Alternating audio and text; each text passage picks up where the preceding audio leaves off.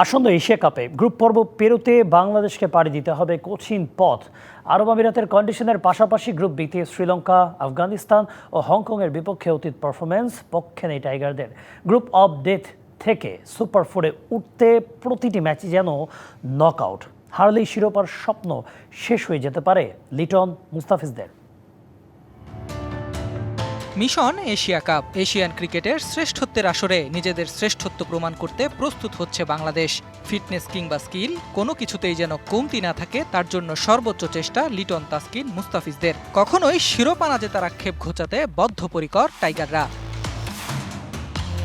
Asia কাপের দুই group যেন দুই মেরুর। গ্রুপ এতে ভারত পাকিস্তানের সাথে তুলনামূলক সহজ প্রতিপক্ষ ওমান ও স্বাগতিক আরব আমিরাত। এদিকে গ্রুপ অফ ডেথ বলতে যা বোঝায়, এশিয়া কাপের গ্রুপ বি যেন সেটাই, যেখানে বাংলাদেশের পাশাপাশি আছে শ্রীলঙ্কা, আফগানিস্তান ও হংকং। সুপার ফোরে উঠবে দুই দল, বোঝাই যাচ্ছে লড়াইটা হবে রুদ্ধশ্বাস।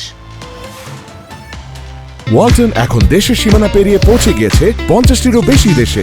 ওয়ালটন, ঘরে ঘরে, বিশ্বজুড়ে। টি-20তে বাংলাদেশ এখনও নিজেদের পায়ের তলার মাটি শক্ত করতে পারেনি, যদিও সবশেষ দুই সিরিজেই জয় পেয়েছে টাইগাররা। তবে এবারের এশিয়া কাপের গ্রুপ সঙ্গীদের বিপক্ষে অতীত পারফরমেন্সে পিছিয়ে আছে ফিল সিমন্স ব্রিগেড, যেখানে এক ম্যাচ হারলেই ধূসর হতে থাকবে সুপার ফোরের স্বপ্ন।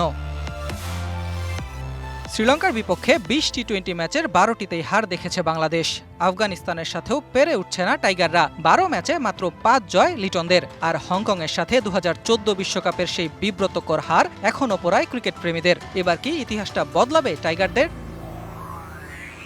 আফগানিস্তানের বড় শক্তি তাদের স্পিনাররা। রাশিদ খান রহস্য এখনও ভেদ করতে পারেনি টাইগার ব্যাটাররা। এদিকে শ্রীলঙ্কার মূল শক্তি তাদের শক্তিশালী টপ অর্ডার, যাদের ঝড়ো ব্যাটিং এলোমেলো করে দেয় প্রতিপক্ষের পরিকল্পনা। তাদের আটকাতে টাইগারদের করতে হবে স্মার্ট বোলিং। আর হংকংকে ছোট করে দেখার উপায় নেই। ভুলে গেলে চলবে না, টি-20তে ছোট দল বলে কিছু নেই।